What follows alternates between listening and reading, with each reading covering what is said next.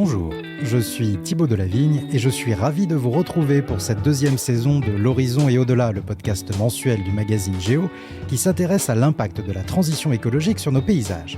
Cette année encore, j'ai le plaisir d'être accompagné par Antoine Jonin et ensemble, nous poursuivons notre tour de France à la découverte d'un pays en pleine transformation. Pour démarrer cette nouvelle saison, nous vous emmenons en Normandie à la découverte de la Sélune, un petit fleuve qui s'écoule jusqu'à la baie du Mont-Saint-Michel.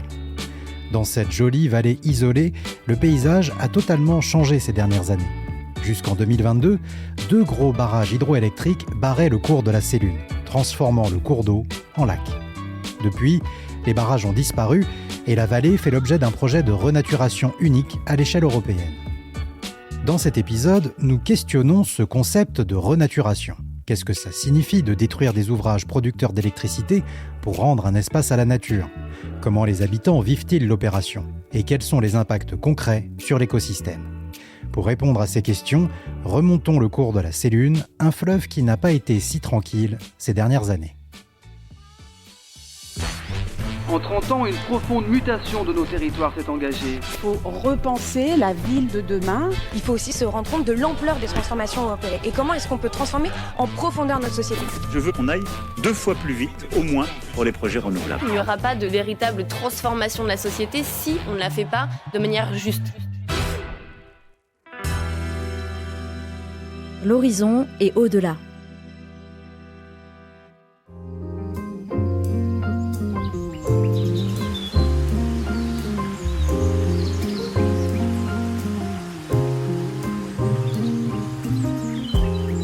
C'est une étonnante vallée escarpée aux airs de canyon, nichée au cœur du bocage normand, à quelques encablures du Mont-Saint-Michel et de ses quarts de touristes qui ignorent tout de ce petit coin de paradis. Ici, loin de l'agitation, un fleuve reprend sa liberté après des décennies de retenue. En 2022, 2 barrages centenaires ont été détruits, arasés selon le terme technique, rendant à la Sélune son cours naturel. Nous avons rendez-vous aujourd'hui avec Laura Soisson, coordinatrice du programme Sélune, la mission scientifique qui analyse ce projet de renaturation sous toutes les coutures. Nous la retrouvons sur le site de l'ancien barrage de Vezins, sous un ciel normand radieux. Bonjour, Thibaut. Laura. Et bonjour. Désolé pour le retard. Oh, pas de souci, pas de souci. Vous avez pu découvrir les routes normandes, Voilà, les routes normandes, les sous la pluie. Sous un temps estival voilà, superbe. tout à fait. Ouais, c'est vraiment pas de chance, c'est dommage. Donc, je suis Laura Soisson. Je travaille à INRAE, donc un institut de recherche à Rennes. Et je suis coordinatrice du programme scientifique sur la Sélune. Donc là, on se situe juste au début du lac en fait, de l'ancien barrage de Vezins, donc dans une partie de la vallée qui était assez ouverte, où on avait une vue qui allait assez loin sur le lac. On voit encore la trace en fait, au niveau du liseré forestier, la présence du lac. Mais on voit en fait que l'eau vraiment circule sur le fond de la vallée, puisque le fleuve Sélune a été redirigé vers son ancien chenal, en fait, son chenal historique. Avec, comme le suggérait Thibaut, un petit côté un peu à l'américaine, canyon. Oui, c'est une vallée qui est assez encaissée, qui présente en fait un relief assez intéressant et assez varié tout au long de la vallée, et notamment sur les anciens 19 km de lacs qui existaient derrière les barrages. Ce sont des paysages qui sont complètement nouveaux, puisqu'avant, il y avait vraiment une grande étendue d'eau artificielle derrière les lacs, et donc c'est une vallée qui renaît, qui retrouve sa forme d'origine et qui est assez enfermée. Donc oui, c'est vrai que de loin, quand on arrive sur les petites routes, on ne s'imagine pas qu'on va retrouver cette vallée ici. Il y a les barrières, c'était un ponton d'accès au lac. Voilà, ça donne une idée. Ouais, l'eau montait très très haut. Ouais, l'eau montait très très très très haut. Et donc oui, le lac avait une profondeur de quoi ? Une trentaine de mètres, vous disiez ? Au moins, oui. Au moins, ça dépend bien sûr des zones. Là, on était vraiment sur des zones très profondes du lac. Et là, la hauteur en fait, des anciens pontons nous fait vraiment voir à quel point il était profond dans certaines zones. Une vallée surgit des eaux qui reprend vie sous nos yeux. C'est intéressant. Mais à quoi ça sert ? L'un des principaux objectifs de la destruction des barrages, c'est de renaturer, c'est-à-dire le retour à l'état naturel d'un environnement préalablement impacté par l'activité humaine. Mais que recoupe vraiment cette notion ? Alors nous, c'est vrai que c'est plus le terme de restauration écologique qu'on va utiliser. Donc là, ici, il était question de restaurer les continuités écologiques du fleuve Sélune et également de ses affluents, donc de la vallée dans son intégralité.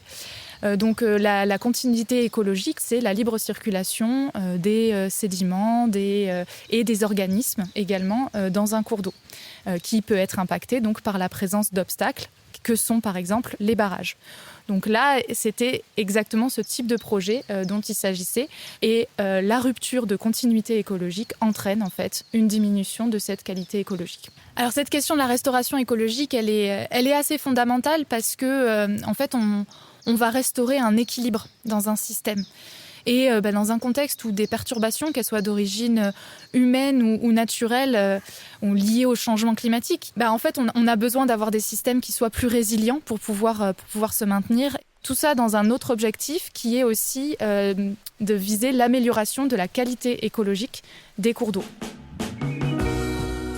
Aujourd'hui, améliorer la qualité écologique des cours d'eau est essentiel. En France, elle est tout simplement déplorable. Un rapport de WWF France publié en mai 2024 affirme que près de 56,9% des fleuves et rivières ne sont pas en assez bon état écologique à cause des activités et pollutions d'origine humaine. Conséquence, les populations d'oiseaux et de poissons d'eau douce stagnent de manière inquiétante. Qualité écologique, continuité écologique, deux objectifs qui, dans le cas de la Sélune, étaient rendus impossibles par la présence des barrages. Alors dans le cadre de ce projet, donc, il s'agit donc d'effacer 2 barrages hydroélectriques, donc, qui étaient le barrage de La Roche-qui-Boit et le barrage de Vezin, donc, qui avaient été construits au début du siècle dernier. Le premier, donc, c'est le barrage de La Roche-qui-Boit. Et ce barrage, c'était quand même une révolution à l'époque. Il a amené l'électricité pour la première fois dans la vallée. Donc il a plutôt été célébré. Rapidement, il a été nécessaire en fait d'augmenter la production hydroélectrique et c'est là où le barrage de Vezin a été construit. Et donc ces 2 barrages fonctionnaient en binôme et ils ont fonctionné en binôme pendant à peu près un siècle pour produire de l'électricité. Problème, les 2 barrages ne produisent pas beaucoup d'électricité et ne sont donc pas très rentables. Pas suffisamment en tout cas pour qu'au XXIe siècle, la question de leur démantèlement ne soit pas posée. Car entretenir des barrages, ça coûte très cher. Alors quand, en 2004, la Commission locale de l'eau se penche sur la manière d'améliorer la qualité de la Sélune, la solution du démantèlement est mise sur la table. En 2009, l'État s'empare de la question et le Grenelle de l'environnement entérine la décision. L'objectif affiché est de mettre la Sélune en conformité avec le droit européen, puisque depuis l'an 2000, une directive européenne enjoint aux États membres d'améliorer la qualité des eaux. Ça tombe bien. Les concessions accordées à EDF pour l'exploitation des barrages ne sont pas renouvelées, ce qui arrange tout le monde. Et c'est acté, les barrages seront détruits. Aussitôt, le projet est confronté à une forte opposition. On déplore notamment la disparition inévitable des lacs artificiels formés par les barrages, point d'attraction touristique de la région et adoré des habitants. Pendant des années, pourparlers et débats retardent le projet. Jusqu'à ce qu'en 2017, Nicolas Hulot, le ministre de la Transition écologique en exercice, confirme la décision. La vidange du barrage de Vezin a commencé. Les opposants à sa destruction sont plus que jamais mobilisés. Depuis novembre dernier, et l'annonce officielle de l'arasement des 2 barrages du Sud-Manche par Nicolas Hulot, tous souhaitent la venue du ministre de la Transition écologique pour lui faire changer d'avis. Cette femme s'est accrochée au grillage de l'usine hydroélectrique. Je reste ici, on m'apportera ce qu'il faut, mais tout pendant que M. Hulot n'est pas venu, je reste enchaînée au barrage. Sur le terrain, certains membres des Amis du barrage réfléchissent à installer un campement ces prochains jours. Si la colère exprimée devant les caméras de France 3 Normandie est si forte, c'est parce que les riverains de la Sélune ont le sentiment de ne pas avoir été associés au projet, d'avoir subi une décision prise d'en haut par des élites parisiennes déconnectées du réel. Pour analyser les ressorts de la contestation, nous rencontrons Marianne Germaine, membre du programme Sélune. Géographe, elle a travaillé sur l'impact sociétal du démantèlement des barrages. Je suis Marianne Germaine, je suis enseignante-chercheuse en géographie à l'Université de Nanterre et j'ai coordonné depuis 2015 un des volets du programme scientifique qui avait pour but de suivre l'opération d'arasement des barrages de la Sélune. Et ce volet-là, en fait, il traitait des aspects sociaux. Il a réuni plusieurs géographes, également une sociologue, pendant près d'une dizaine d'années, un petit peu moins. Et on s'est intéressé donc à la partie sociale, c'est-à-dire comment les habitants, comment le territoire a vécu cette décision inédite. Alors justement, parlez-nous de cette opposition, comment les habitants entendent parler de ce projet et qu'est-ce qu'ils en pensent en fait de ce projet quand il est annoncé ? Bon, déjà, il faut dire que l'annonce, elle n'a pas lieu sur place, ce qui peut paraître étonnant, hein, mais en fait, elle va avoir lieu sur les rives de la Touques, hein, qui est une autre rivière normande, mais qui s'écoule dans le pays d'Auch. Mais donc, en fait, il n'y a pas d'annonce au territoire. Et il n'y a pas d'annonce aux habitants, mais il n'y a pas d'annonce non plus aux élus. C'est-à-dire qu'ils le découvrent par la bande.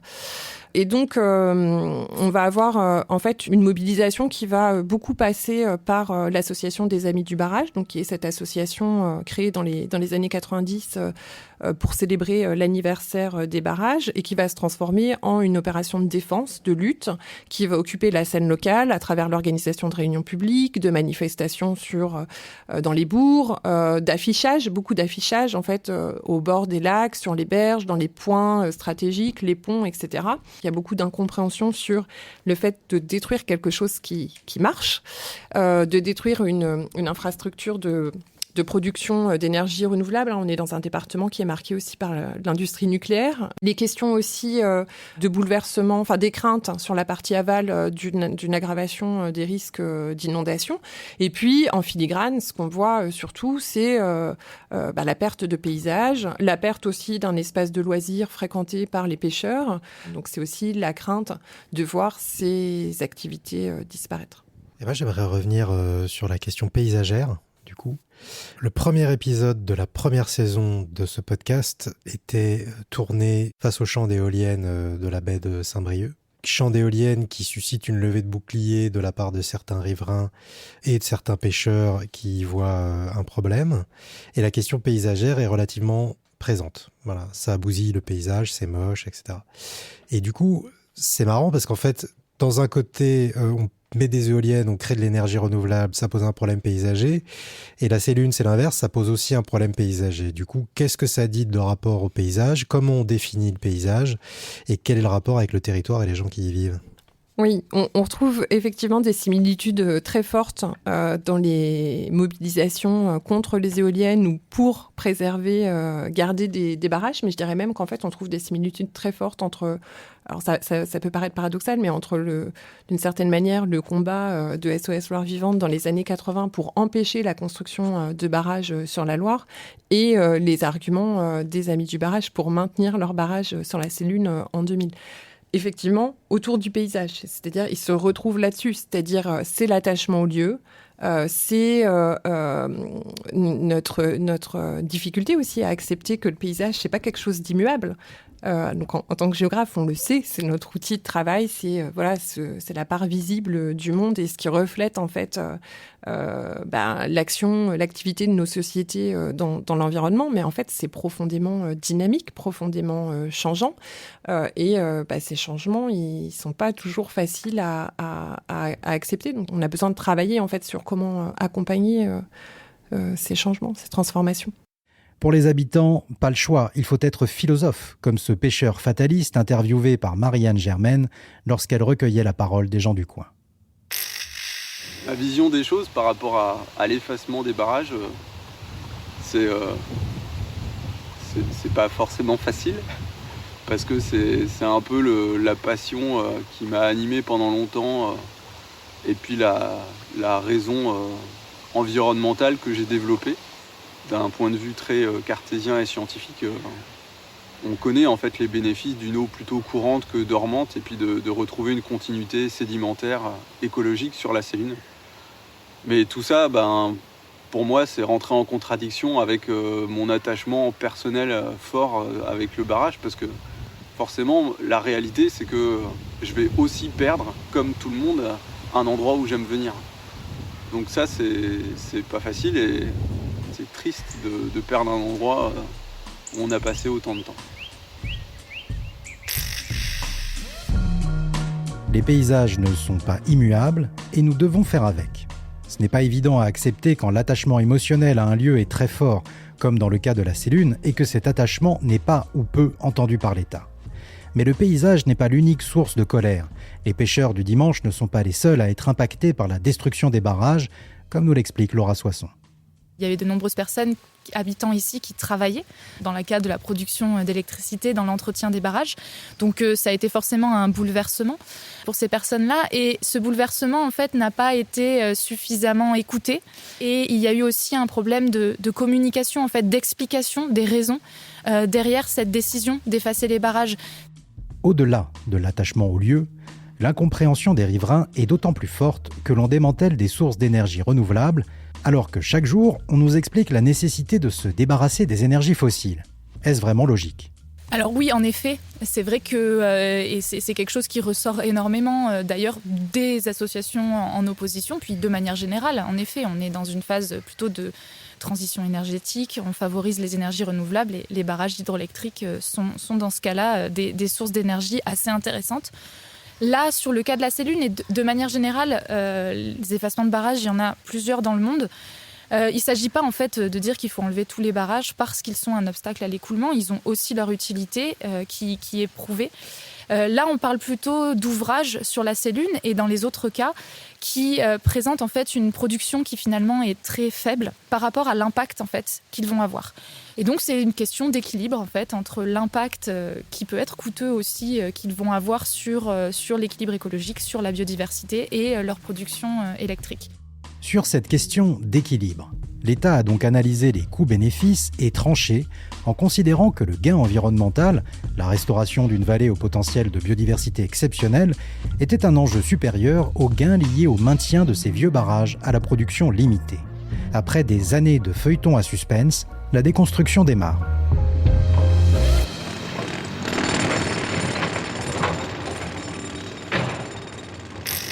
Le processus est enclenché et désormais visible. Peu à peu, les 2 barrages de la Sélune se vident. La production d'électricité s'arrêtera dans quelques jours. D'ici 2021, les installations seront démantelées.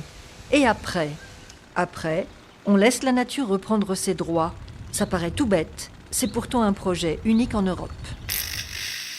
En 2022, les barrages sont totalement détruits à l'issue d'un chantier titanesque et, au passage, fortement polluant du fait du balai incessant des engins de chantier.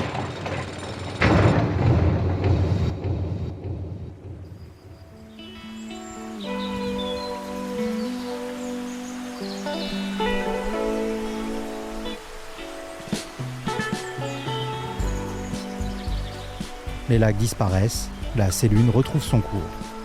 Mais il est temps de se demander, est-ce qu'elle porte ses fruits, cette renaturation ? L'amélioration écologique est-elle effective, quelques années après l'arasement des barrages ? Pour en discuter, nous quittons le site de Vezins pour suivre Laura Soisson sur le site de La Roche-qui-Boit. Ici, quelques vestiges du barrage sont encore visibles, comme une sorte d'offrande à la nature. Qui a été faite aussi. Il y en a 2, il y en a une deuxième. Et les tas de pierres, en fait, donc c'est des débris. Ils ont laissé ces tas de pierres, c'est pour les reptiles, les serpents. Ah, d'accord. Et les mares pour tout ce qui était amphibien qui vivait en fait dans la zone des lacs. Alors avant de rentrer dans les détails, qu'est-ce qui se passe quand un cours d'eau reprend sa liberté ? Alors, il se passe beaucoup de choses quand un cours d'eau reprend sa liberté. Eh bien, dans le cas de la Sélune, il y avait des lacs. Maintenant, on a un fleuve qui coule. Donc déjà, rien que on entend l'eau qui coule. On a une eau qui était stagnante avec les contraintes qu'une eau stagnante peut parfois présenter, qui était le cas sur la Sélune, où on avait des proliférations l'été de cyanobactéries toxiques. Là, tout ça disparaît immédiatement. Ça, c'est un effet très rapide. Ça disparaît puisqu'on a une eau qui coule, une oxygénation donc de cette masse d'eau. Et qui dit oxygène dans l'eau, dit retour aussi de la vie, en fait, d'une certaine manière, de certaines espèces. Nous, ce que l'on a pu voir, c'est que des petits organismes qui paraissent pas si visuels, mais donc des tout petits insectes aquatiques, des invertébrés aquatiques, sont revenus très rapidement avec des espèces du coup très sensibles à la présence de polluants ou d'oxygène, donc qui montrent que rapidement en fait, l'état de santé de la rivière revient. Donc ça, ce sont les premiers changements qu'on va observer notamment. On ne peut pas tout de suite dire que l'état écologique est complètement amélioré et stabilisé, puisqu'on est dans un processus de restauration qui prend du temps, qui se met en place. Donc on a les premiers signes qui commencent à indiquer une amélioration de l'état écologique, mais ça va prendre encore un petit peu de temps. Ce sont, on va dire, les premières espèces qui arrivent, et donc ensuite toute la chaîne en fait va se restaurer petit à petit. L'anguille, la lamproie, la lauze. Selon les relevés des scientifiques, les poissons migrateurs sont bel et bien de retour. Mais l'espèce la plus attendue, la plus symbolique, c'est le fameux saumon migrateur. Un poisson considéré comme quasi menacé par l'UICN, l'Union internationale de la conservation de la nature, et qui retrouve dans la Sélune un lieu propice à la reproduction. Alors, sur la question du retour de ces grands poissons, qu'est-ce qui explique que les saumons ils recolonisent ce fleuve en particulier et pas un autre ? Alors, les saumons, ils remontent en rivière pour se reproduire. Et donc, ils vont chercher des zones très particulières, avec une configuration très particulière, donc une zone avec ce qu'on appelle une granulométrie particulière, donc plutôt des fonds avec des galets, du courant. C'est là où ils vont pouvoir vraiment se reproduire, déposer leurs œufs. Et la Sélune présente de nombreux habitats en fait propices au saumon. Le saumon était présent sur la Sélune bien avant la construction des barrages. Il y a des équipes d'archéologues qui ont travaillé donc sur les anciennes retenues et qui ont retrouvé d'anciennes pêcheries, et notamment d'anciennes pêcheries à saumon, donc qui dataient d'avant les barrages, qui symbolisent bien que la pêche du saumon était active sur la Sélune, donc la présence du saumon l'était. Donc on s'attend forcément à ce qu'ils reviennent. Ils sont présents. Ce que l'on voyait en présence des barrages, c'est que les saumons étaient présents à l'aval des barrages. Nos suivis par télémétrie avant l'enlèvement des barrages montraient bien que des saumons remontaient et faisaient demi-tour en fait devant les barrages. En plus du saumon atlantique, qui est un peu l'espèce emblématique, on en a une seconde aussi emblématique qui fait l'objet de nombreux programmes de conservation, c'est l'anguille européenne, qui a fait son grand retour à l'amont, dans la vallée de la Sélune. Parmi les autres effets bénéfiques potentiels de la renaturation, il y aurait une diminution de la température du fleuve. Et dans un contexte global de réchauffement climatique, c'est plutôt une bonne nouvelle. Mais est-ce que cette tendance se confirme vraiment sur la Sélune? Alors oui, en effet, on observe une diminution de la température à l'aval. Alors il faut savoir que cette température, elle était contrôlée par les lacs. Notamment, c'est très flagrant en été. Les lacs, en fait, c'est une surface d'eau qui stagne et donc qui se réchauffe l'été. Et donc, il y avait un déversoir dans les barrages et l'eau donc, qui ressortait des barrages à l'aval était jusqu'à 2 degrés en moyenne plus chaude l'été. Et donc, ça fournissait un milieu donc, plus chaud pour les espèces. Et donc, on a vu que cette anomalie de température qui était liée à la présence des barrages a complètement disparu. Donc c'est plutôt quelque chose de positif parce qu'en général, une eau plus fraîche est aussi plus riche en oxygène et donc forcément bénéfique pour les espèces. Et dans un contexte de changement climatique, gagner jusqu'à 2 degrés l'été dans une eau fluviale, c'est toujours un avantage pour les espèces également. Alors un des autres effets aussi de cette renaturation, c'est la recolonisation des berges par les végétaux, la végétation. Qu'est-ce qui est devenu cet endroit maintenant ? Est-ce qu'il y a des projets pour inclure l'humain et la population locale dans le futur de ce lieu ? Comment les choses sont vues de ce côté-là ? Alors le sujet de on va dire la suite et l'histoire de ce paysage et de ce territoire, en fait, il reste complètement à créer. Il est en cours de construction. Il y a déjà des petites choses qui sont mises en place localement, donc notamment au niveau d'une base de loisirs qui se situe sur les anciens lacs, différentes associations d'utilisateurs nouveaux qui arrivent sur la Sélune, notamment des kayakistes. Donc voilà, c'est des choses qui vont se mettre en place avec ce nouveau paysage qui se construit. Une eau de meilleure qualité, dont la température est à la baisse, qui accueille des espèces que l'on n'avait pas vues depuis un siècle, il faut bien reconnaître que ce projet est une réussite sur le plan écologique. Beaucoup moins sur le plan humain. Absence d'informations, mépris de l'État vis-à-vis de l'attachement des habitants au lieu. Pour la géographe Marie-Anne Germaine, clairement, le projet écologique n'a ici pas rencontré le projet de territoire. Mais une telle rencontre est-elle seulement possible ? Est-ce qu'on peut dire qu'on en arrive à un conflit entre l'homme et la nature et comment on tranche ce conflit ? Parce que d'un côté, on a de l'énergie dont on a besoin pour faire vivre notre société. D'un autre côté, il y a cette rivière et la nature qui doit reprendre ses droits ou qui veut reprendre ses droits. Encore une fois, je crois qu'il n'y a pas de raison d'opposer cela. Enfin, il me semble que on doit simplement accepter qu'on est entré dans l'Anthropocène, que l'ensemble de nos paysages sont de toute façon transformés, soumis à l'effet de nos activités.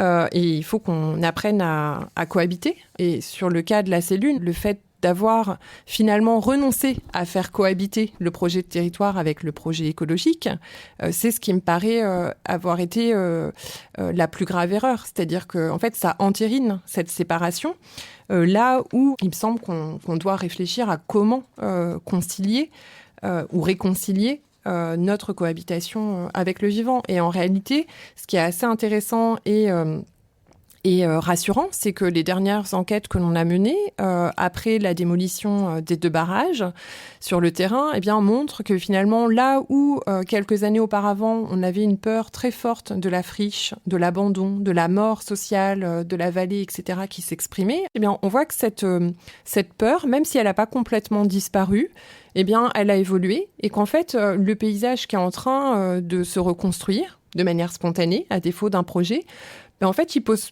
peut-être plus autant de problèmes. Les habitants l'acceptent d'autant plus qu'en fait, il est tout à fait compatible avec ce qu'ils recherchent, c'est-à-dire préserver une vallée intime, confidentielle, apaisante. Donc finalement, on se rend compte que l'évolution du paysage, elle peut tout à fait atteindre des objectifs écologiques d'un côté et des objectifs qui sont ceux des habitants de l'autre. Notre excursion normande touche à sa fin. Le projet de renaturation de la Sélune est une initiative originale puisque le choix a été fait de détruire des barrages qui produisaient de l'électricité verte pour restaurer la biodiversité locale, améliorer la qualité de l'eau et permettre à l'environnement d'être plus résistant face au dérèglement climatique. Mais comme souvent, ce sont les habitants qui ont été les grands oubliés du projet. Alors que partout sur le territoire, il y a urgence à adapter nos paysages, le manque de concertation avec la population pose la question de l'acceptabilité de la transition en cours. Et c'est une question majeure. Toujours est-il que depuis la destruction des barrages, saumons et autres anguilles remontent le courant aux côtés des kayakistes. Et c'est tout l'état écologique de la zone qui s'améliore. La nature reprend ses droits dans la vallée de la Sélune. Le mois prochain, direction le nord, nous partons à la découverte des terris, ces montagnes de résidus de charbon qui parsèment l'horizon du bassin minier. Longtemps perçus comme des cicatrices laissées par des siècles d'exploitation industrielle, les terris sont aujourd'hui le théâtre de nombreuses initiatives environnementales qui font du territoire une sorte de petit Eldorado vert. L'Horizon et au-delà est un podcast du magazine Géo, pensé et écrit par Thibaut Delavigne et Antoine Jonin. Réalisation, Lucas Vibo.